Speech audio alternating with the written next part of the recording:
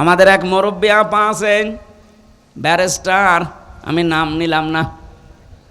উনি আজকে বলছিল যে বিএনপি আমার তো মনে হচ্ছে মহিলা কয়দিন পরে এইটাও বলবে যে জাতীয় নির্বাচন আমরা চাইনি, চাপিয়ে দেওয়া হয়েছে। আমি আন্দাজে বলি নাই, আমি একটা থিওরি দেখে বলছি। কিছু চাপাবাজ আছে, ওদের চাপাবাজও বন্ধ হয়ে যাবে। এখনো পর্যন্ত ওদের মুখ জোর কমে না। আমি দেখছি সারা দেশে যেভাবে ঝড় উঠেছে, ইসলাম এবার সংসদে যাবে। এখনো ওই সেই মানধাত আমলের চিন্তায় আছে যে আমরা বড় দল জিকির করতে থাকেন, বাকি সব সিয়ার ইসলাম নিয়ে যাক। এখনো পর্যন্ত জোশ চাপিয়ে দেওয়ার অভ্যাস আপনার গেল না। কিছু হলে খালি চাপিয়ে দেন। কতদিন দেবেন আর? বাংলাদেশে ৭৩টা দল কাজ করছে। আপনার বিবেককে প্রশ্ন করে বলেন, এই মুহূর্তে ইউনিয়ন থেকে শুরু করে আন্তর্জাতিক মহল পর্যন্ত সব জায়গায় ইসলাম যদি এসে যায়, এটা সুচারুরূপে কায়েম করে চালাতে পারে বাংলাদেশ জামাত ইসলামী। অন্য কোনো দলকে দিলে তারা পারবে না, কারণ তাদের ওইভাবে লোক এখনো তৈরি হয়নি। একটা ইউনিয়ন থেকে শুরু করে আন্তর্জাতিক মহল পর্যন্ত প্রত্যেকটা জায়গায় সৎ, যোগ্য এবং নির্ভীক লোক তৈরি হয়ে গেছে জামাত ইসলামীতে। কোরআনে কারিমে আছে, ইযা জাআ নাসরুল্লাহি ওয়াল ফাত। হে নবী, যখন আল্লাহর সাহায্য আসবে তখন আপনি বিজয় দেখতে পাবেন। বিজয় যদি কেউ আল্লাহর দেখতে পায়, 9টা জিনিস সে দেখতে পাবে। কয়টা? আরো জোরে বলেন। এখানে আল্লাহ একটা একটা করে অনেকগুলো দিচ্ছেন, আপনি তাকান। কোরআন শরীফ পড়ে আমি এই 9টা পেয়েছি যে বিজয় যদি দেখতে পান, আপনি এই 9টা জিনিস অবশ্যই দেখতে পাবেন। ওয়ারাইতান নাসা ইয়াদখুলুনা ফি দীনিল্লাহি আফওয়াজা। হে নবী, আপনি দেখবেন দলে দলে পালে পালে মানুষ ইসলামে প্রবেশ করছে। আগস্টের 5 তারিখের পর থেকে তো ছিল কম বেশি। ডাকসুর পরে এই 9 সেপ্টেম্বরের পরে দেখেন মানুষ দলে দলে আরম্ভ করেছে। এই কথা বলেন না কেন? এই 7 দিনের জরিপ দেখছেন, 9 থেকে এই 17, মাত্র এই 7 দিনে বাংলাদেশে কত মানুষ অলরেডি ইসলামে সব ফেলে দিয়ে চলে এসেছে। গত শুক্রবারে আমার হাতে প্রায় 18 জন, তাও মোড়ল সব এলাকার। ওরা এসে বলছে, হুজুর এতদিন আমরা মানুষের তৈরি করা আইনের পক্ষে ছিলাম, এখন কি যেন মনে হয়ে গেল এই ডাকসু নির্বাচনের পরে মনটাই পাল্টিয়ে গেল।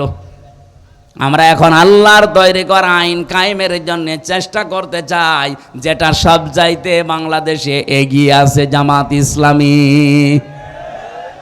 নবীজির হাদিস পড়েছিলাম, আন ইবনে ওমর রাদিয়াল্লাহু তাআলা আনহু قال قال النبي صلى الله عليه وسلم فاتبعوا الصياد الاعظم। নবীজি বলেন, যারা ইসলাম কায়েম করতে অগ্রণী ভূমিকা পালন করছে তোমাদের ভেতরে, যাদের দ্বারা ইসলাম কায়েম হওয়া দ্রুত সম্ভব, তোমাদের উচিত হচ্ছে তাদেরকে অনুসরণ করা, পেছনে থাকা। তাহলে হাদিস ছিল কি? ফাত্তাবিউস সিওয়াদাল আযম। যারা দুনিয়াতে তাড়াতাড়ি ইসলাম কায়েম করতে পারে, ফট করো, ইত্তেবা করো, অনুসরণ করো। তাই আমি তার বানিয়ে বলছি না, মিলে যাচ্ছে এই জন্য বলছি। বলেন, আপনার সাথে নাম মিললে আমি কি হাদিস বানাবো? হুজুর আমাদের নাম বলতে পারেন না, তা আপনার নাম আছে, আমি কি জোর করে আপনার নাম এখানে ঢোকাবো? যাদের ঢোকতেছে তাদের ঢুকিয়ে দিলাম, আপনার তো ঢোকে না। সিরাজগঞ্জবাসী এই 18 জন, শুধু আমার মতো আমির হামজা না, সবগুলো এলাকার লিডার। কুষ্টিয়া সদর আর ইবি থানায় বাড়ি, আপনি খোঁজ নেন। জমার দিন নামাজ পড়ার পরে সব এসেছে রাতের বেলা। আমি বললাম ঠিক আছে, কালেমা পড়ানো লাগবে। বলছে না, কালেমা মুখস্থ আছে, কিন্তু ভুল পথে ছিলাম। এই যে ভুল পথে ছিলাম, এইটা ওর মনের ভেতরে আন্দোলিত করে দিয়েছে কে? বলেন বলেন। এতদিন তো তারা আসে নাই। রব্বুল আলামিন বলেন, আমার সাহায্য যখন আসবে আপনি বিজয় দেখতে পাবেন। বিজয়ের প্রথম নমুনা এইটা যে দলে দলে পালে পালে মানুষ দেখবেন ইসলামে প্রবেশ করছে। এই জন্য এবার একটা আশার সঞ্চার আমার হয়েছে। আমার তেলাওয়াত কিন্তু আয়াত ওই রকমই, আপনি একটু দেখবেন কেমন মেলে। আমার সূরা কসস থেকে পড়া আজকের আয়াত, দুইটা আয়াত মাত্র পড়েছি। যদিও সিরাতুন নবী সাল্লাল্লাহু আলাইহি ওয়াসাল্লাম এ মাহফিল আমি সাজিয়ে নেব কোরআনের আয়াত দিয়ে ইনশাআল্লাহ। আপনি মিলাদুন নবী নাম দেন। পৃথিবীতে আল্লাহ পাক দুইটা ঈদ দিয়েছেন আমাদের জন্য, একটা ঈদুল আজহা, ঈদুল ফিতর। এর বাইরে কোনো ঈদ নেই। যদি কেউ নতুন করে ইসলামে কিছু প্রবেশ করায় সে কাফের। বলেন, ইসলাম থেকে কেউ যদি কিছু বাদ দিতে চায় সেও কাফের। ইসলাম থেকে দেশে এই ৫৪ বছরে বহু কিছু অনেকে বাদ দিতে চেয়েছে। আমি কি এটা বানিয়ে বললাম? বাদ দিতে চাইনি। এই যে মেরাজের যে সম্পত্তি, ছেলে যদি ২ টাকা পায় মেয়ে ১ টাকা পাবে, এই নিয়মটা বানিয়েছে কে? এইটা পর্যন্ত অনেকে তুলে দেওয়ার চেষ্টা ছিল। তাহলে ইসলামী যেটা আছে ওটা যদি কেউ তুলে বাদ দিতে চায় সে কিন্তু কাফের হয়ে যাবে। ইসলামের ভেতরে নতুন কিছু যদি কেউ প্রবেশ করাতে চায় এই ৯২% মুসলমানের দেশে, সেও কি? এই এদিকে তাকান, কোন দিকে তাকিয়ে আছেন? ডক্টর মোহাম্মদ ইউনূস, ২ জন নবীর নাম তার, মোহাম্মদ আর কি? ২ নবীর নাম নিয়ে আপনি ১ বছর ১ মাস পার করে ফেললেন। কি করছেন আপনি? আর আপনি এখন গানের মাস্টার নিয়োগ দিচ্ছেন, শরীর চর্চার মাস্টার নিয়োগ দিচ্ছেন। কেন এখন 1 থেকে 5 পর্যন্ত একটা আলেম নিয়োগ দেওয়া যায় না কোরআন শেখানোর জন্যে? ৯২% মুসলমান এটা আমরা চাই না। বলেন বলেন, কারা এ দাবি করেন সরকারের কাছে দেখি? লিল্লাহে তাকবীর। এই দাবি আমাদের সবার। সুতরাং আমরা জানি মিডিয়ার মাধ্যমে তাদের কাছে পৌঁছাবে। আমরা খুব তাড়াতাড়ি গানের মাস্টার যেমন নিয়েছেন, নাচের মাস্টার নিয়েছেন, শরীর চর্চার মাস্টার নিয়েছেন, 1 থেকে 5 পর্যন্ত একজন আলেম কোরআন শিক্ষার মাস্টার নেওয়া লাগবে। এটা যদি ওনার কানে নাও যায় আরো সে চলে গেছে ইনশাআল্লাহ। এই জন্য ইসলামের ভেতরে নতুন কিছু প্রবেশ করাবেন না, যা আছে ইসলাম এইটাই। ঈদে মিলাদুন নবী পালন করাও জায়েজ নেই, এটা বানানোও জায়েজ নেই, এটা স্পষ্ট বেদাত। আশা করছি এ বিষয়ে সতর্ক থাকবেন। মিলাদ শব্দের শাব্দিক অর্থ যেটা, এটাও যদি মানুষ একটু মেনে চলতো তাও তো অন্তত বলতাম যে আসেন আমরা মিলাদ পড়ি। মিলাদ মানে কি? জন্ম। বিলাদুন থেকে এসেছে। মিলাদ মানে কি? জন্ম। নবীজির জন্মের সময় যে কাহিনীগুলো আমরা দেখেছি, একটা কাহিনী আমাদের জীবনে পাওয়া যায় না। বিশ্বনবীর জন্মের সময় সিরাত ইবনে হিশাম বলছে নবীজি জন্মের পরে 3 জন মহিলার দুধ পান করেছিলেন। তার নিজের মা হযরতে আমেনা, 2 নম্বরে উম্মে আইমান নামে এক দাসীর, 3 নম্বরে মুহাম্মদুর রাসূলুল্লাহ দুধ পান করেছিলেন হালিমাতুস সাদিয়া রাদিয়াল্লাহু তাআলা আনহা। এ মহিলা তখনও পর্যন্ত মুশরিকা ছিল।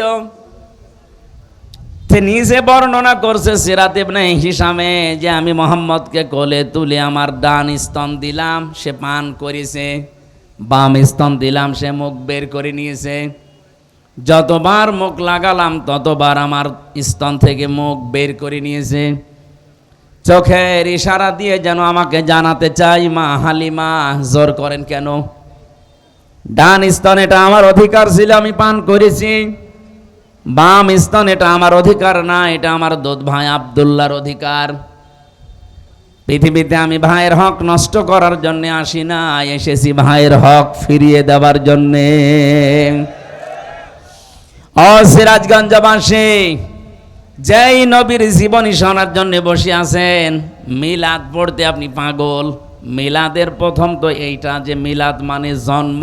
তিনি জন্ম নিয়ে কি করলে আপনি দেখেন, ভাইয়ের হক ফিরিয়ে দেয় মায়ের কোলে বসে। আর সেই নবীর উম্মত আমরা যারা যত বড় হচ্ছে তত ভাইয়ের হক মারার জম হচ্ছি। কি মিলাদ পড়েন আপনি?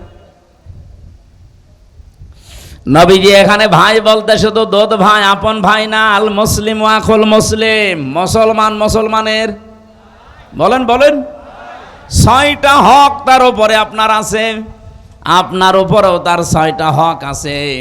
এই 6টা হক আপনাকে পালন করা লাগবে। 1 নম্বরে তাকে দেখলেই সালাম দেওয়া লাগবে। এটা আজ কিন্তু উঠে গেছে দেশ থেকে, সালাম আমরা দেই শুধু দলীয় লোক দেখে। এই কথা বলছেন না কেন? অনেক মানুষের অভ্যাস হচ্ছে আগে টুপি দেখে যে আমার দল কিনা, জব্বা দেখে, জামা দেখে, শরীরে পোশাক আশাক দেখে তারপরে বলে আসসালামু আলাইকুম। সালাম দেওয়া লাগবে এ লোকটা দল দেখে না মুসলমান দেখে। এমনকি মুসলমান আর অন্যান্য জাতি যদি এক জায়গায় থাকে তাও আপনাকে সালাম দেওয়া লাগবে। ওয়াসসালামু আলা মানিত্তাবা'আল হুদা। এখানে যারা হেদায়েত প্রাপ্ত আল্লাহ পাক তাদের উপরে শান্তি নাজিল করুন, বলেন আমিন।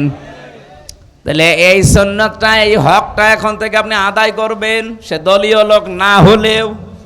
2 নম্বরে সে যদি অসুস্থ হয় তাকে দেখতে যাওয়া লাগবে। আমার তো মনে হচ্ছে এই হকটা বাংলাদেশে এখন জামাত ইসলামী 100% পালন করছে। আপনি দেখেন হিন্দু, সে তো আমার ধর্মের লোক না, সে আমার দলেরও লোক না। এখান থেকে প্রায় 30 কিলোমিটার দূরে চলে যাচ্ছে দলীয় 8-10 জন লোক নিয়ে হিন্দু অসুস্থ তারে দেখতে। আপনি অন্য কোন দলের ভেতরে এটা যদি দেখাতে পারেন আমি সাথে যাব, চলেন। আমি তো পাই না দেখতে। আশা করছি এটা সবার আমল করা দরকার। 3 নম্বরে লোকটা যদি মারা যায় অবশ্যই আপনি যদি সময় পান তার জানাজায় হাজির হবেন, তাকে দাফন কাফনের ব্যবস্থা করবেন। একটা মানুষ মারা গেলে তার আর ইবাদত থাকে না। ওয়াবুদ রাব্বাকা হাত্তা ইয়াতিয়াকাল ইয়াকিন। আল্লাহ পাক বলেন ইবাদত করো ওই দিন পর্যন্ত যতদিন ইয়াকিন না আসে। এখানে ইয়াকিন মানে মরণ। তার মানে আপনার ইবাদত করা লাগবে কোন দিন পর্যন্ত? মরণ পর্যন্ত। আপনার মরণ পর্যন্ত ইবাদত শেষ, এরপরে ইবাদত আরম্ভ হবে আমাদের। আমরা যারা জীবিত আছি আমাদের ইবাদত আরম্ভ হবে আপনার মরণের পর। আপনি মরে গেলে যদি আপনার দাফন কাফন না হয়, আপনার লাশ ধোয়ানো না হয়, কবর দেওয়া না হয়, এ গোনা আপনার হবে না, এ গোনা হবে আমাদের। কারণ এই দায়িত্ব কার? আমাদের। এরকম 6টা হক আমি পেয়েছি। আমি আশা করছি হাদিস পড়ার পর দেখি এদেশে একেবারেই আদায় হয় না হকগুলো, অথচ মিলাদ পড়ার জন্য পাগল। আমার এটাকে নিয়ে বলবো হুজুর আসেন আমার বাবা মরে গেছে মিলাদ পড়ে দেন। আরে ভাই মিলাদে তো প্রথমে এইটাই বলতাম যে হক আদায় করেন। যেই নবীর মিলাদ মানে জন্ম শোনার জন্য আপনি পাগল, সেই নবী জন্ম নিয়ে এই কাজ করেছিলেন, আর আপনি কি করেন? মিলাদটা যাই তাই গেল, যা আমরা বলি তা তো মানি না। সিরাত তো আরো অবস্থা খারাপ। এ পৃথিবীতে সিরাত শুনতে হলে বিশ্ব নবী মুহাম্মদুর রাসূলুল্লাহ যেদিন নবুয়ত পেয়েছিলেন ওই দিন থেকে ইন্তেকাল পর্যন্ত আমরা অনেক মানুষ এটা ছড়িয়েছি। বিশেষ করে আমি এই 3টা দেশে পেলাম, বাংলাদেশ, ভারত আর পাকিস্তান। অনেকেই বলে যে আমরা নবীওয়ালা কাজ করছি, অথচ নবীজি নবী হয়েছিলেন 40 বছর বয়সে, যেদিন তিনি কোরআন পেয়েছেন সেই দিন থেকে। কথা বলেন না কেন? বলেন 1 থেকে 40 বছর পর্যন্ত তিনি কোরআন পেয়েছেন। এর আগে কেউ তাকে নবী বলে ডাকতো? বলেন। রসুল বলতো? কি বলতো? হয়তো খুব বেশি হলেও বলতো আল-আমিন আস-সাদেক। আর ওনার নাম ছিল আব্দুল্লাহ বিন মোহাম্মদ বিন আব্দুল্লাহ, এতটুকুই শেষ। পুরা আরব জাহানের ভেতর ওনার নাম যদি মানুষ জেনে থাকে খুব বেশি হলেও জানতো হয় আল-আমিন আস-সাদিক, আর ওনার নাম ছিল মোহাম্মদ বিন আব্দুল্লাহ, আর কিছু নেই। কিন্তু উনি 40 বছর বয়স থেকে আর এতটুকুই ছিলেন না। এরপরে যোগ হয়েছে মুহাম্মাদুর রাসূলুল্লাহ। তাহলে এই দিন থেকে শুরু করে যেদিন ইন্তেকাল হয় পড়া এই 23 বছরের জীবন আপনাকে অনুসরণ অনুকরণ করা লাগবে। কি কথা বলেন না কেন? আপনি যে সিরাত শুনতে এসেছেন, সিরাত মানে জীবন চরিত্র। তার চরিত্র শুরু হয়েছিল যেই দিন থেকে তিনি নবী হলেন, রসুল হলেন।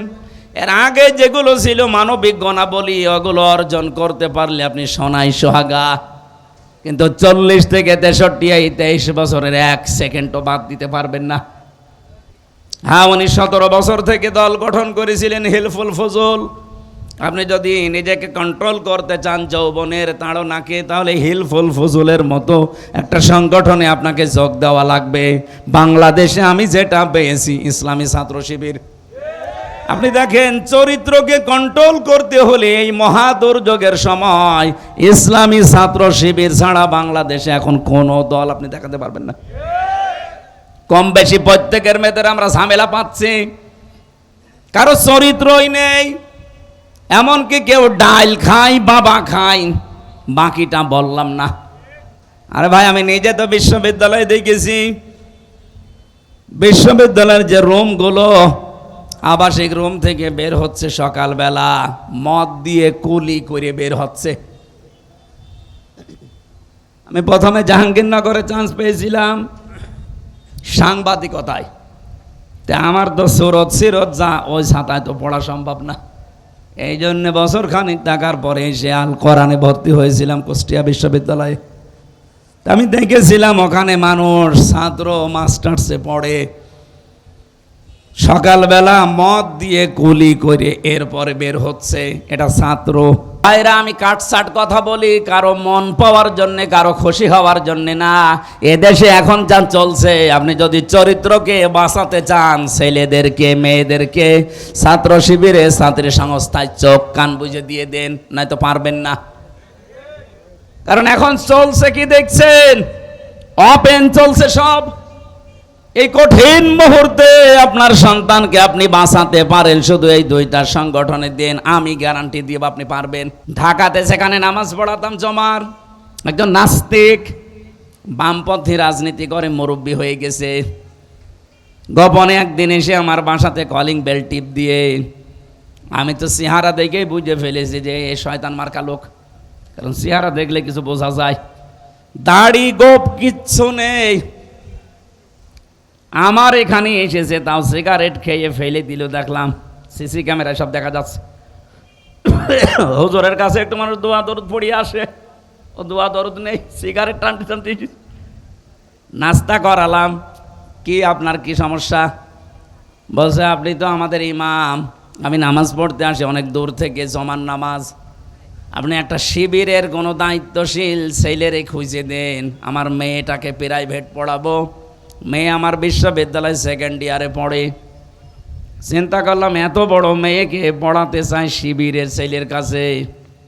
পরিচয় নিলাম পড়াটা, দেখলাম উনি বামপন্থী রাজনীতি করে, মুরব্বী হয়ে গেছে একেবারে। আমি ওনারে বললাম, সত্যি কথা বলেন তো, বাংলাদেশে প্রায় 75টার উপরে দল এখন কাজ করছে, 73টার উপরে বিভিন্ন দলের ছাত্র সংগঠন আছে তাদের। আপনি কোন দলের নাম বললেন না, ছাত্র শিবিরের ছেলে খুঁজতে চান কেন? আমারে বলছে হুজুর, অন্য কোনো দলের ছেলে মেয়ের ছেলেদের কাছে যদি মেয়ে পড়তে দেয়, দেখা যাচ্ছে মেয়ে নিয়ে চলে যাবে। কিন্তু শিবিরের ছেলের ওপরে আমার এই ভরসা আছে, অন্তত মেয়ে নিয়ে পালাবে না। এর চাইতে আপনি আর কি চান? সবচাইতে বড় দল বলে যারা লাফায় না, তাদের একজন কেন্দ্রীয় নেতা, সে বলছে আমার 2 জন ভাতিজা ঢাকা বিশ্ববিদ্যালয়ে পড়ে, তারা ওই ডাকসুতে শিবিরকে ভোট দিয়েছে। আমি জিজ্ঞাসা করলাম যে তোরা আমার ভাতিজা আর তোরা শিবিরকে ভোট দিলি মানে? 2 জন ভাতিজা নির্দ্বিধায় বলে দিচ্ছে, চাচা শিবিরের এই ছেলেরা আমাদেরকে খাবারের পানির ব্যবস্থা করে দিয়েছে, অন্য কোনো দলের ছাত্র সংগঠন এটা করে নাই। মেয়েদের প্রতি তাদের যে রেসপেক্ট, যাদের যে সম্মান, এটা আমরা অভিভূত হয়ে গেছি। এই জন্য আমরা জেনে শুনেই ভোট দিয়েছি। বলেন সুবহানাল্লাহ। আমি যে দৃশ্যগুলো এখন দেখতে পাচ্ছি, বিশেষ করে ডাকসু আর জাকসুর পরে, কালকে আমি রাজশাহীতে ছিলাম, আমি দেখেছি রাজশাহী তো এক চান্সে যাবে, চট্টগ্রাম তো আরো আগে যাবে, কারণ সারা বাংলাদেশের ভেতরে সবচাইতে ঘাঁটি চট্টগ্রাম। এরপরে আমার কুষ্টিয়া, ওটা তো আরো বড় ঘাঁটি। আপনি কোথায় বাঁধ দেবেন? কিছুদিন পরে দেখেন কিছু মানুষ বলতে আরম্ভ করবে আমরা নির্বাচনই চাই না। কারণ কোরআন দিয়ে কথা যারা বলে, নবীজি বলেন তারা সত্য কথা বলে। বলেন সুবহানাল্লাহ। মান ক্বালা বিহি সাদাকা, যারা কথা বলে কোরআন দিয়ে তারা সত্য কথা বলে, এ গ্যারান্টি দিচ্ছেন কে? না, আল্লাহ না, নবীজি। অমান আসদাকু মিনাল্লাহি কিলা, আল্লাহর চাইতে সত্য কথা আর কেউ বলে না। এবার আসেন আমরা সরাসরি কোরআনে প্রবেশ করি। সূরা কসস এর বাংলা অর্থ হচ্ছে ঘটনা বা কাহিনী সমূহ। বহু কাহিনী আল্লাহ এর ভেতরে দিয়েছেন। একটা কাহিনী আমাদের এই দেশের সাথে এখন পুরাপুরি মিলে যাচ্ছে, এই জন্য এটা তেলাওয়াত করলাম। তাসিম মিম হরফে মুকাত্তাআত। যদিও কিছু কিছু মুফাসসিরিন ইকরাম এর বাংলা একটা অর্থ বের করেছে, কিন্তু আমরা ওটা বিশ্বাস করি না। আল্লাহর ঘোষণা আল্লাহু আ'লামু বিমুরাদিহি, এর আসল অর্থ আল্লাহ জানে, এজন্য ছেড়ে দিলাম, জান, আর দরকার নেই। যদি এটা নিয়ে বেশি নাড়াচাড়া করতে চান শেষে ঈমান হারা হয়ে যাব। আমার কুষ্টিয়ার লালন ভক্ত যারা আছে তারা আবার এটা নিয়ে বেশি নাড়াচাড়া করে, শেষে নিজের ঈমানই নেই। আল্লাহ যেহেতু নিষেধ, রাসূলের নিষেধ, আমরা আর ভেতরে যেতে চাই না, এ পর্যন্তই থাক। এবার আসেন যেখান থেকে ভেতরে যাওয়া যায়। তিলকা আয়াতুল কিতাবিল মুবিন। আল্লাহ পাক বলেন এই আয়াতগুলো, এই যে এখন বলবো যেগুলো, এই আয়াতগুলো স্পষ্ট কিতাবের আয়াত। আল্লাহর ঘোষণা দেওয়ার আগেই আমরা পেলাম কিতাবের আগে আলিফ লাম। আল্লাহ পাক যদি এখানে কিতাবের আগে আলিফ লাম না দিতেন আমরা অর্থই করতে পারতাম না। আল্লাহ বলেন এই কিতাব, এই আয়াতগুলো স্পষ্ট কিতাবের আয়াত। আমার প্রশ্ন এখন, যারা আমার ডানে বামে বসে আছেন, সামনে পেছনে আছেন, বলেন তো কোরআন আমাদের কাছে স্পষ্ট না অস্পষ্ট? না না, হয়নি। এখানে যারা বসে আছেন, আমি ওইটা বলতে চাইনি, আমি বলতে চাচ্ছি যারা বললেন আমার কাছে কোরআন স্পষ্ট, আপনি পড়া কোরআন শরীফ থেকে ৬৬৬৬টি আয়াতের অর্থ বলতে পারবেন? আপনি একটা আয়াত দিলে ব্যাখ্যা করে এর শেষ নামাতে পারবেন? আপনার কাছে স্পষ্ট হয় কি করে? আপনি তো এর কাছে আসেন না। এর কাছে যেভাবে আসা দরকার ওইভাবে এখনো আমরা আসতে পারি না, আর আমরা বলে ফেললাম আমাদের কাছে কোরআন স্পষ্ট। হ্যাঁ, এদেশে একটা রহমত আছে, কোরআন স্পষ্ট করার একটা জায়গা আছে, সেটা জামাত ইসলামী বাংলাদেশ। আপনি এর কাছে এসে দেখেন, বেশি দিন লাগবে না, মাত্র ৬ মাস আপনাকে যদি এর ভেতরে রাখতে পারি, আল্লাহর কসম কোরআনও আপনার কাছে স্পষ্টই হয়ে যাবে। 15টা ফর্ম পূরণ করা লাগে প্রতিদিন, ঘর আটকানো লাগে 15টা। এর প্রথম ঘরই আপনি কোরআন পড়েন কিনা আগে লেখেন, কয় আয়াত পড়েন, বুঝে পড়েন না না বুঝে পড়েন, ওইটা আবার লেখা লাগবে। বাংলাদেশে এমন কোন দল নেই যে দলের কর্মসূচিতে এরকম পয়েন্ট পয়েন্ট করা আছে দেখান।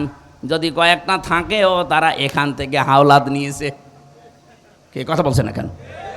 আমি কয়েকটাই পেয়েছি, তাদেরও দেখি এখান থেকে সব ধার করা, হাওলাত নেওয়া। কিন্তু জামাত ইসলামী বাংলাদেশে এই 15টা পয়েন্ট আপনি 6 মাস পূরণ করে দেখেন, আপনার মনে হবে আমি বিশ্ববিদ্যালয়ে পড়াশোনা করছি।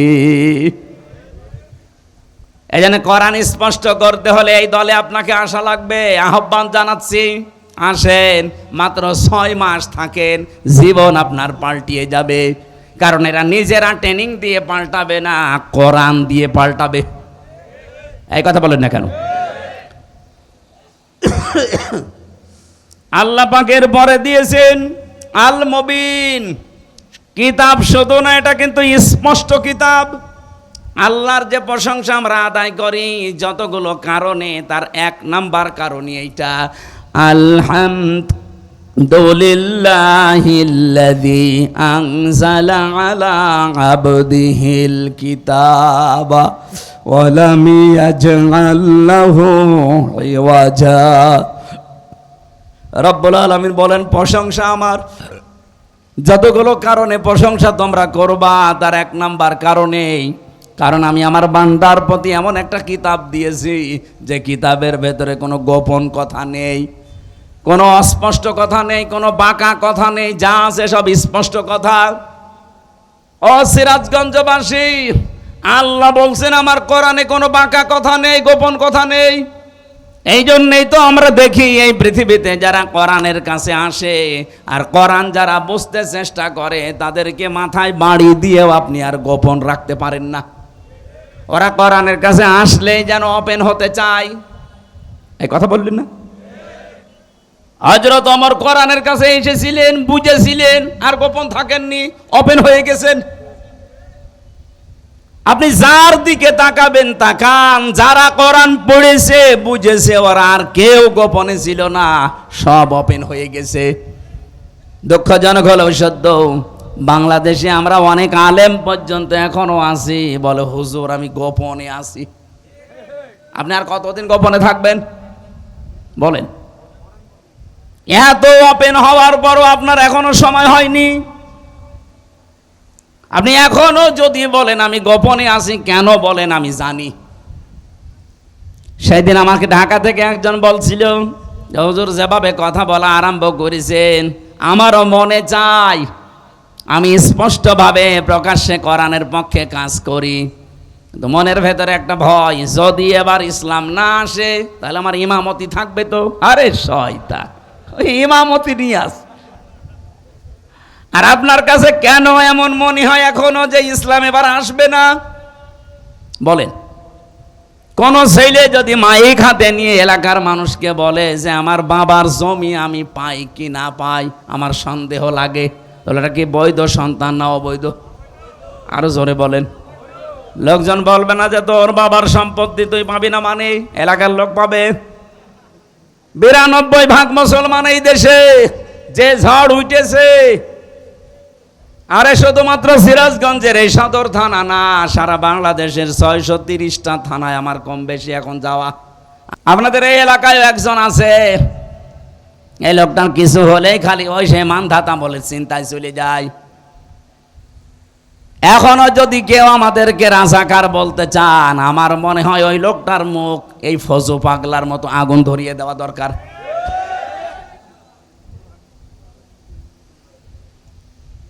আমাদেরকে রাজাকার বলে যদি এই দেশে এখন দাবিয়ে রাখতে চান, আমাদের মাত্র 37 জন রাজাকার ছিল, আর আপনারা যারা বলেন তাদের 1040 জন। ঝাঁঝর যদি সইকে বলে তোর পেছনে ফোঁটা, ওর কি করবেন বলেন তো? সইয়ের পেছনে ফোঁটা কয়টা? আর ঝাঁঝরের আপনার 1040 জন। লজ্জা করেন আপনার? এখন থেকে আর কোনো কথার জবাব দেওয়া হবে না, জবাব নেওয়া হবে। ইমানদাতামূলক চিন্তা যেই করবে তার কোনো কথার জবাব আমরা দেব না, জবাব আমরা চাই। আপনার 1040 জন, আপনার লজ্জা লাগে না?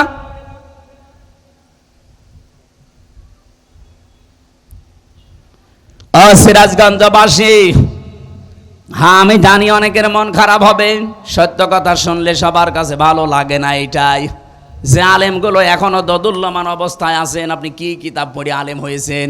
কোরআন বলছে আয়াতুল কিতাবিল মুবিন, এটা স্পষ্ট কিতাবের আয়াত।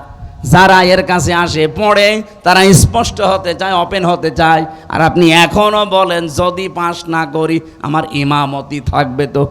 এই জন্য গোপনে আসি। থাকেন আপনি গোপনে। ইসলাম এবার আসবে, হয় আপনাকে নিয়ে নয় আপনাকে বাদ দিয়ে। হ্যাঁ কথা বলেন। ইসলাম এবার আসবেই, হয় আপনাকে নিয়ে আসবে না আপনাকে বাদ দিয়ে আসবে। আপনাকে নিয়ে আসলে ভালো।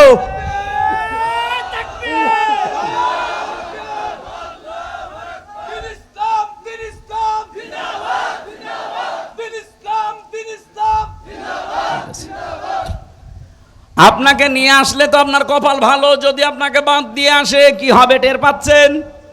তখন এসে বলবেন আমার ইমামতি যেন না যায়, আপনার ইমামতি থাকবে তখন? কারণ আপনি তো মুনাফিক। কথা বলেন না কেন? মুনাফিকের পেছনে তখন নামাজ হবে। এই জন্য আহ্বান জানাচ্ছি, ওপেন হন। এখন আলেমদের, ইমামদের, খতিবদের উচিত, এই যে মুহূর্ত চলছে, এখনো যদি আপনি সেই বলেন আমি আসি সেই 15 বছর আগে, তা আপনি আবার কবে? সেদিন ইমাম সম্মেলন ছিল আমার কুষ্টিয়ার পুরা জেলার আলেমরা এসেছিল, কয়েক হাজার। কয়েকজনকে আমি প্রশ্ন করেছি, যারা এখনো ইসলামের পক্ষে ডাইরেক্ট আসতে পারছেন না, ইসলাম অবশ্যই এবার আসবে, কিন্তু আপনার কি হবে তখন? দেখলাম একবারে 1500ই বলছে আসি এবার। আমরাও চাই সারা বাংলাদেশের কোন আলেম যেন অন্তত এবার ইসলাম কায়েমের এই পথে পেছনে না থাকে। আলেমরা এবার সামনে থাকবে ইনশাআল্লাহ। কথা বলেন। আপনার দায়িত্ব আছে একটা, আপনি পালন করেন না। আল্লাহ আমাদেরকে একটা আশার বাণী শোনাচ্ছেন, তিলকা নাতলু আলাইকা মিন নাবাই মূসা ওয়া ফিরআউনা বিল হাক্কি লিকাউমিন ইউমিনুন। এটা যে তেলাওয়াত হচ্ছে, এটা কিন্তু আমির হামজার তেলাওয়াত না, নাতলু, আল্লাহ বলেন আমি তেলাওয়াত করছি। আলাইকা, আপনার কাছে, মিন নাবাই মূসা ওয়া ফিরআউনা, মূসা এবং ফেরাউনের বিল হাক্কি, একটা কাহিনী, সত্য কাহিনী আপনাদের আমি শোনাবো। এখানে শোনাচ্ছেন কে বলেন তো? আল্লাহ পাক যদি এখানে এখন আসতেন আর এই পিপল বাড়িয়া বাজারে বসে বসে যদি এই কাহিনীটা শোনাতেন, শুনতেন না? বলেন বলেন।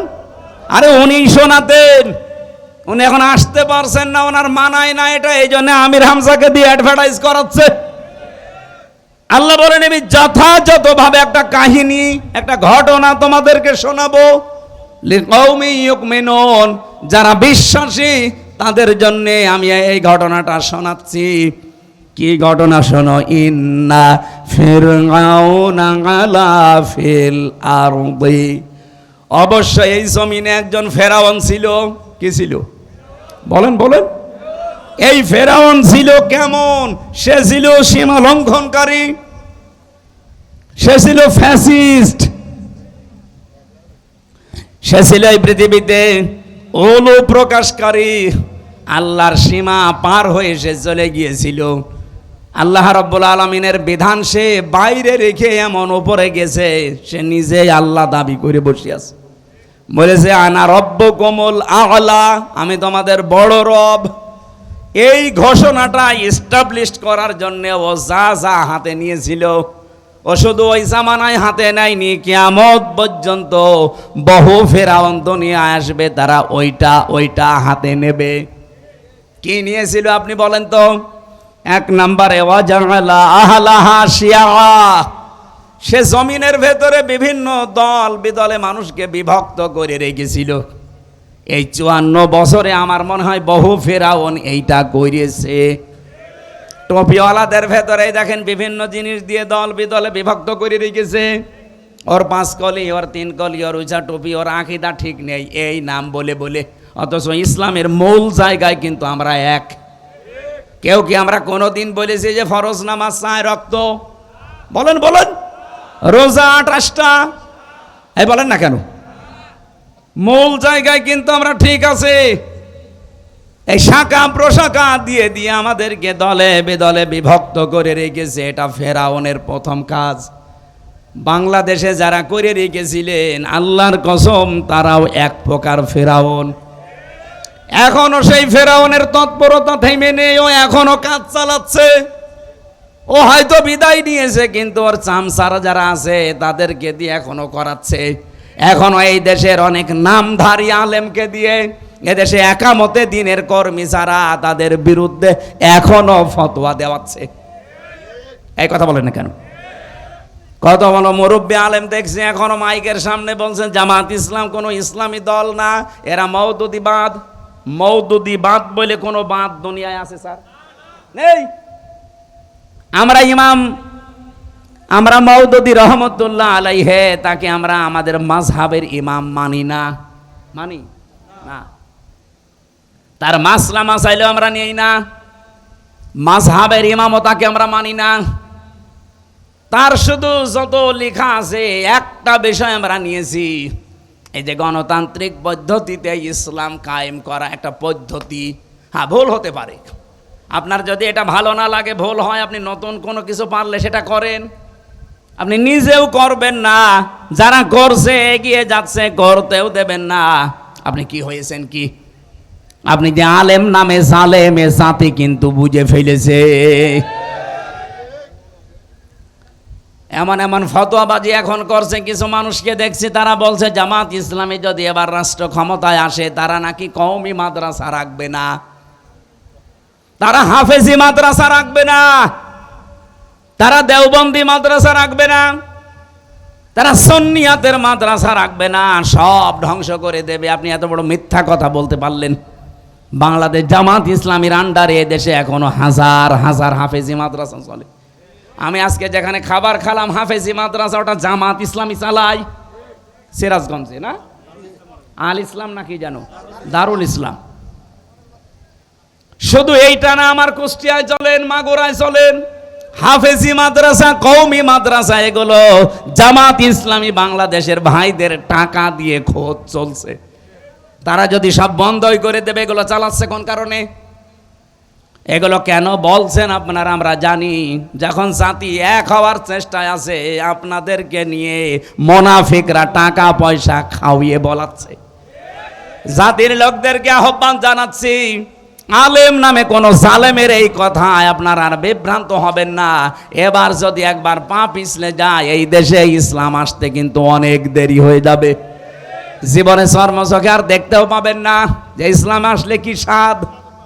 আমার তো জীবনের বড় আকাঙ্ক্ষা, চর্মচোখে আমি কিচ্ছু চাই না, শুধু দেখতে চাই ৫৬,০০০ বর্গ মাইল আল্লাহর কোরআন দিয়ে চলছে। এখানে যারাই বাদ সাজবে, মনে করবেন ওইটাই হয় জাতির শত্রু না ইসলামের শত্রু, সে যাই হোক। প্রত্যেক নবীর জীবনী আমি পড়ে পড়ে দেখেছি, যতগুলো নবীর জীবনী আমার সামনে এসেছে, শুধু ২ জন নবীর জীবনী বাদ দিয়ে প্রত্যেকটা নবীর জীবনী আমি এটা পেয়েছি। হ্যাঁ, একটা হযরত আদম আলাইহিস সালাম আর হযরত সুলাইমান আলাইহিস সালাম, এই ২ জন নবীর জীবনী বাদ দিয়ে কোন নবীর জীবনী আমি পাইনি যে এই নির্দেশ ছিল না আনাকিমুদ্দিন, যে দিন কায়েম করো। প্রতিটি নবীর জীবনে এই আদেশ ছিল যে আনাকিমুদ্দিন, দিন কায়েম করো, ওয়ালা তাতাফাররাকু ফি, এখানে ফতোয়াবাজি করবা না। আপনার কত জায়গায় কত কিছু হয়ে যাচ্ছে, ফতোয়া দেন না। দিন কায়েমের জন্য মানুষ সব এখন এক জায়গায় হওয়ার চেষ্টায় আছে, আর আপনি একবার ফতোয়া দেওয়া আরম্ভ করে দিলেন। আপনাকে দিয়ে আল্লাহ এই কাজ করাবে না। এই আয়াতের পরবর্তী শব্দে আপনি দেখবেন আছে কাবুর আলাল মুশরিকিনা মা তাদউহুম ইলাইহি। হে নবী, আপনি যেদিকে মানুষকে ডাকেন যে আসো আল্লাহর বিধান কায়েম করি, এই সত্যি করে বলেন, এটা রেকর্ড হচ্ছে, বাংলাদেশ জামাত ইসলামী কোন দিন বলেছে আমরা মওদুদির বিধান কায়েম করতে চাই? বলেন বলেন, কেউ যদি বলতে পারেন বুকে হাত দিয়ে বলেন। এরা তো সারা জীবন নিয়ে ৪১ সালে প্রতিষ্ঠিত দল, তখন থেকে আরম্ভ হয়ে বলে যাচ্ছে যে আমরা আল্লাহর বিধান কায়েম করতে চাই। আরে ভাই, পদ্ধতি ভুল হতে পারে, আমি তো বারবার বলছি, কিন্তু তাদের মনে তো এইটা আছে যে আমরা আল্লাহর বিধান কায়েম করতে চাই। কোনদিন তারা বলেছে এ পর্যন্ত সারে যে আমরা ভগবানের বিধান চাই, আমরা বাবার বিধান চাই? কোন কারণে এই দোষ চাপিয়ে দেন বলেন? এটা তো কাফেরদের স্বভাব। প্রত্যেকটা নবীর জীবনে এটা ছিল। আল্লাহ বলেন, হে নবী, আপনি মানুষকে ডাকেন এই দিকে, আমি জানি, কিন্তু আপনার এই ডাক শোনার পরে রাগ হবে, মন খারাপ হবে। কাদের? আলাল মুশরিকিন, মুশরিকদের। সুতরাং বাংলাদেশে আমরা যেখানে দিন কায়েম করার কথা বলি, যারা রাগ করেন, মাস্ট বি আপনি একটু খোঁজ খবর নিয়ে দেখেন, ওই লোকটার দ্বারা কোনো না কোনো ভাবে শিরিক হচ্ছে। আর শিরিক হলে লোকটা কি? মুশরিক। বলেন বলেন।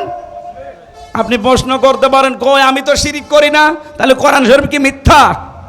দিন কায়েমের কথা শুনলে আপনার রাগ হয়, অবশ্যই আপনি বিশ্বাস করতে পারেন যে আপনি মুশরিক, তাছাড়া আপনার রাগ হওয়ার কথা না। যে কোনো ভাবে আপনি আলেম তাতে কি আলেমও শিরিক করছে, এই কারণে আলেমের কাছে খারাপ লাগে। হ্যাঁ, আপনাকে দিয়ে আল্লাহ কেন দিন কায়েমের কাজ করান না? আল্লাহু ইয়াজতাবি ইলাইহি মাইয়াশা, রব্বুল আলামিন বলেন আমি যাকে মনোনীত করি, আমি যাকে ইজতেবা করি, পছন্দ করি, নির্বাচিত করি, ভালোবাসি, এই মানুষটাকে দিয়ে আমার দিন কায়েমে লাগিয়ে দেই। এদেশে তো কত মানুষ আছে, সবাইকে দিয়ে তো আল্লাহ দিন কায়েমের কাজ করায় না। কাকে দিয়ে করায়? ওয়াহদি ইলাইহি মাইয়ুনিব, যে লোকটা মন থেকে আল্লাহর দিকে ফিরে আসতে চায় তাকে আল্লাহ স্বাভাবিক জীবন যাপনে রাখে না, তাকে দিন কায়েমের কাজে লাগিয়ে দেয়। সুতরাং আপনি যখন দেখবেন আপনাকে দিন কায়েমের কাজ আল্লাহ অ্যাক্টিভ ভাবে করাচ্ছে, আপনি বিশ্বাস করতে পারেন সূরা শুরার 13 নম্বর আয়াতের শেষের অংশ অনুযায়ী আল্লাহ আপনাকে মনোনীত করে ফেলেছে। বলেন সুবহানাল্লাহ। আল্লাহ যেন আমাকে আপনাকে এই জায়গায় শামিল করেন, বলেন আমিন।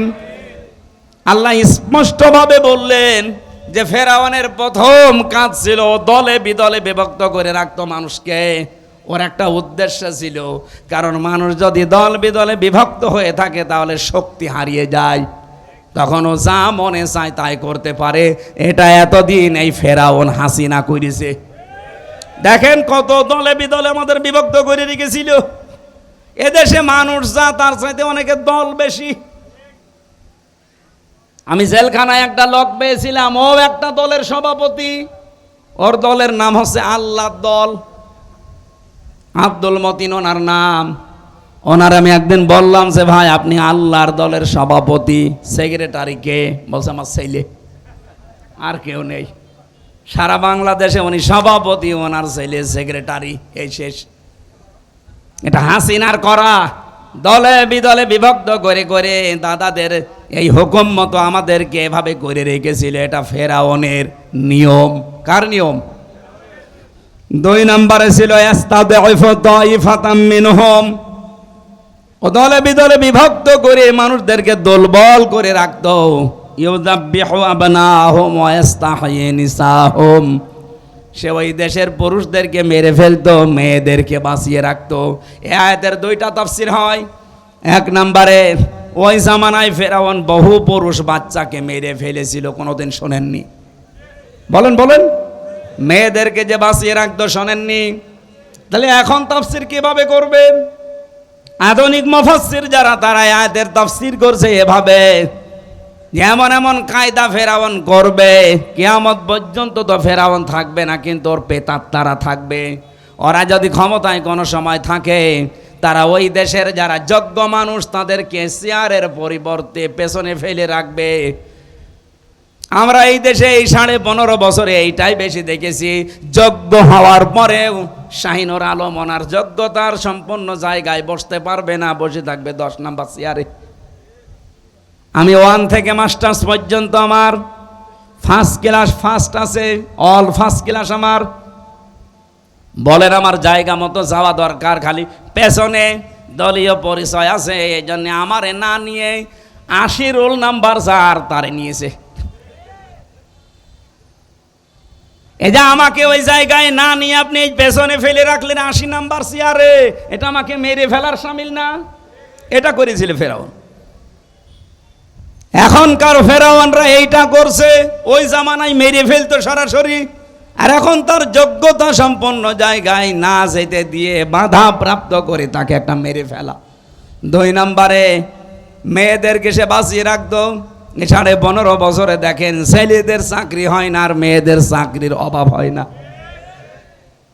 ইন্নাহু কানা মিনাল মুফসিদিন, নিশ্চয় সে ছিল ফ্যাসাদ সৃষ্টিকারী, বিশৃঙ্খলা সৃষ্টিকারী, সন্ত্রাসী। এতটুকু আল্লাহ যদি শেষ করে দিতেন, আমরা সত্যি বলছি আয়াত আমরা পড়তাম না। এবার একটা আশার বাণী আল্লাহ আমাদেরকে শুনিয়েছেন, নাকি বলবো না? রব্বুল আলামিন বলেন, নুরিদু আন্নামুন্না, আমি আল্লাহ নিজে ইচ্ছা করলাম। বলেন তো ইচ্ছাটা কার? আরো জোরে। আমি আল্লাহ নিজে ইচ্ছা করলাম আমি মনন করব। মনন মানে অনুগ্রহ করা, দয়া করা। আমি আল্লাহ একটা ইচ্ছা করলাম যে আমি অনুগ্রহ করব, দয়া করব আলাল্লাযিনা ইসতাদঈফু ফিল আরদ, তাদের উপরে যাদেরকে ফেরাউন এতদিন দুর্বল করে রেখেছিল। জমিনের উপরে যাদেরকে ফেরাউন দুর্বল করে রেখেছিল, জুলুম করে, অত্যাচার করে, বিভিন্ন পদে উঠতে না দিয়ে এদেরকে দুর্বল করে ফেরাউন রেখেছিল। আমি আল্লাহ একটা ইচ্ছা করলাম এই দুর্বল পার্টি মুসা আলাইহিস সালামের দল, এদেরকে আমি আল্লাহ কি করব, না জাআলাহুম আইম্মাতান, জাতির নেতা তাদেরকে বানাবো। আপনি ডাকশো আর জাকশো থেকে আরম্ভ আল্লাহ অলরেডি করে দিয়েছে। যেই জাকশো জাহাঙ্গীরনগর বিশ্ববিদ্যালয়ে শিবির নাম শুনলেই পিটিয়ে মেরে ফেলতো। এমনকি পায়খানার ভেতরে ইশারায় নামাজ পড়া লেগেছে এমন জায়গা। ঢাকা বিশ্ববিদ্যালয়ের মহসিন হলে এই শুনে দেয়নি জালেমরা।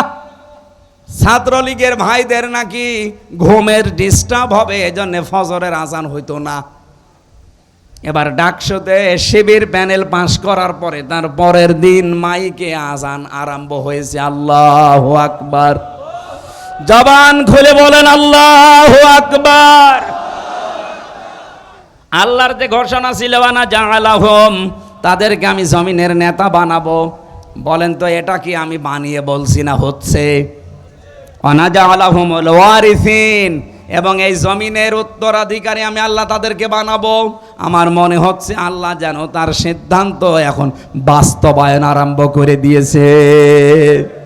আর আল্লাহ যদি কোনো কাজের ইচ্ছা করে ওটা কেউ রদ করতে পারে? ইন্না রাব্বাকা ফাআলুল লিমা ইউরিদ, তোমার রব যা চায় তাই করে। অনুমাক্কিনা লাহুম ফিল আরদ, এতটুকু শেষ না, আমি আল্লাহ জমিনে তাদেরকে শাসন ক্ষমতা দেব। কেন দেব? অনুরিয়া ফিরাউন ওয়া হামানা, আমি ফেরাউন আর হামান, হামান মানে মন্ত্রী, মন্ত্রী পরিষদকে ফেরাউনের যারা ছিল তাদেরকে আমি দেখাবো। ও জনুদাহুমা, এবং তাদের যে সৈন্যবাহিনী দলের লোক তাদেরকে আমি দেখাবো যে তাদের তোমরা ভয় পেতে, মিনহুম মা কানু ইয়াহদারুন, যাদের উপরে তোমাদের ভয় ছিল এরা আসলে না জানি কি হয়ে যায়, আমি আল্লাহ তোদের দেখাবো যে দেখ আমি পারি। আল্লাহ যেন তার এই সিদ্ধান্ত এবার বাংলার জমিনে বাস্তবায়ন করে, বলেন আমিন। এই কায়দা আল্লাহর জানা আছে না নেই? আর সেই শক্তিও আল্লাহর আছে না নেই? আমাদের আল্লাহর ওপরে আমাদের 100 ভাগের 100 ভাগ বিশ্বাস আছে। উনি যা বলেছেন তাই করবেই। উনি আমাদের মতো না, সকালে এক কথা বলে বিকাল আর এক কথা বলে। কথা বললি না কেন? ওয়াওহাইনা ইলা উম্মি মূসা আন আরদিহি, আল্লাহ পাক বলেন আমি ওহী করেছিলাম মুসা আলাইহিস সালামের মায়ের কাছে যে আমি তোমার সন্তানকে তোমার কাছে ফিরিয়ে দেব। এই 15 বছরের দিকে তাকান, কত সন্তান মায়ের বুক থেকে হারিয়েছে, কত জায়গায় পালিয়ে রেখেছে। আল্লাহ পাক জানে এখন সবগুলো আস্তে আস্তে ওপেন করে দিচ্ছে। আমার তো আয়াতগুলো পড়লে মনে হয় বাংলাদেশে এই মাত্র কোরআনের এই আয়াত আল্লাহ কেবল নাজিল করছে। প্রশ্ন কি আপনার?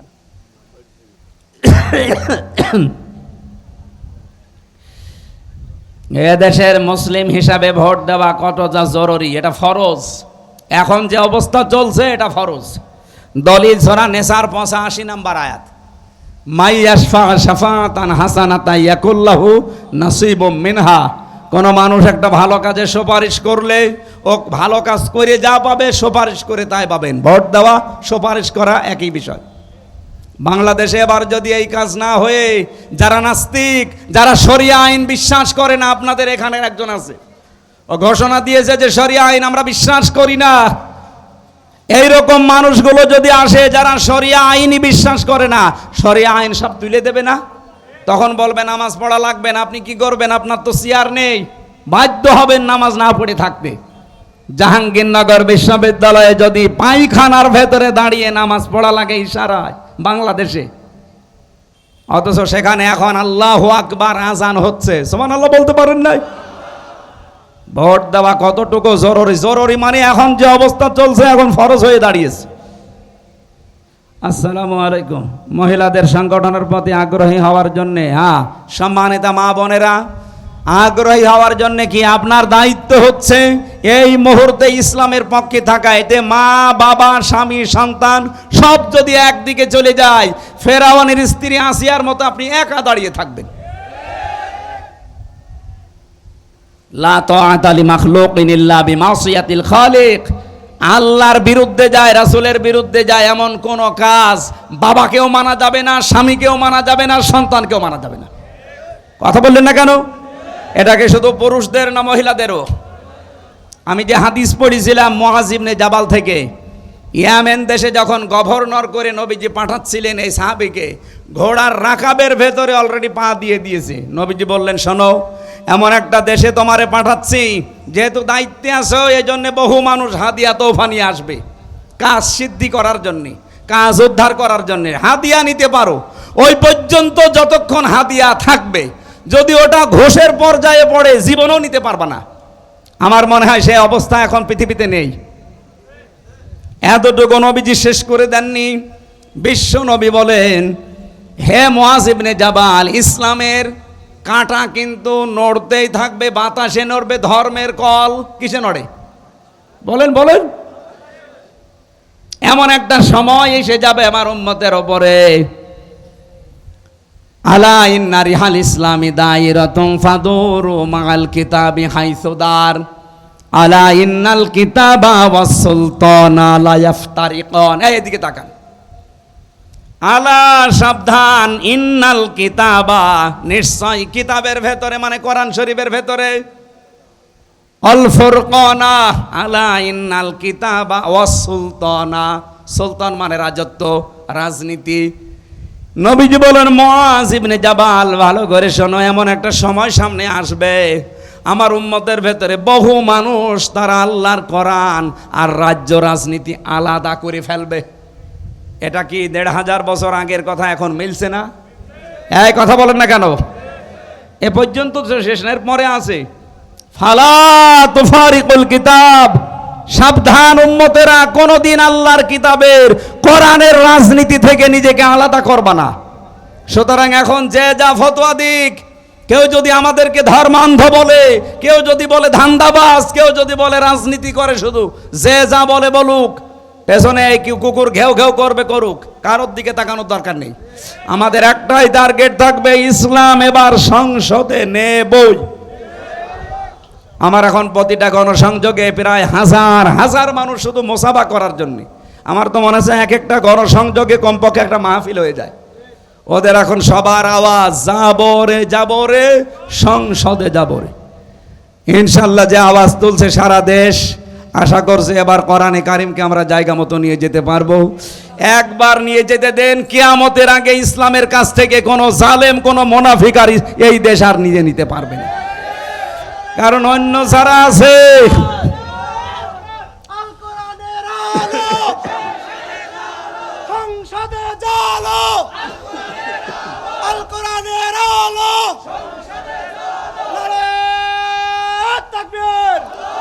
আরে ভাই, আমি কোরআন শরীফ মাথায় নিয়ে বলতে পারি, অন্য যারা রাজনীতি করছেন তাদের কোনো আদর্শ আছে? আপনি বলেন।